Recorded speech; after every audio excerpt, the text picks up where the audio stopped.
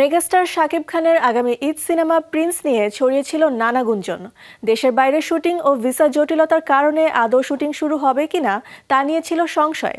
তবে সবকিছু কাটিয়ে ৬ জানুয়ারি ঢাকায় শুরু হয়েছে প্রিন্সের শুটিং। বিস্তারিত জেনে নেব প্রতিবেদন থেকে।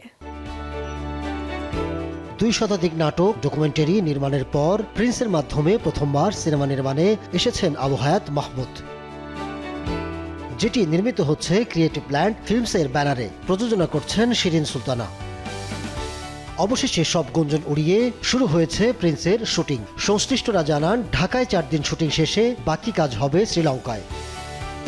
খোঁজ নিয়ে জানা যায়, শাকিব খান আগামী সপ্তাহ থেকে দেশের বাইরের অংশের শুটিংয়ে অংশ নেবেন। অন্যরা শুটিংয়ে অংশ নিয়েছেন ৬ জানুয়ারি।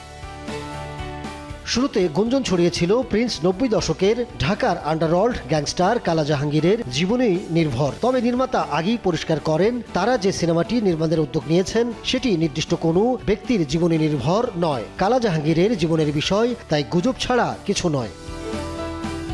আসন্ন ঈদ উল ফিতরে মুক্তি দিতে নির্মিত হচ্ছে প্রিন্স।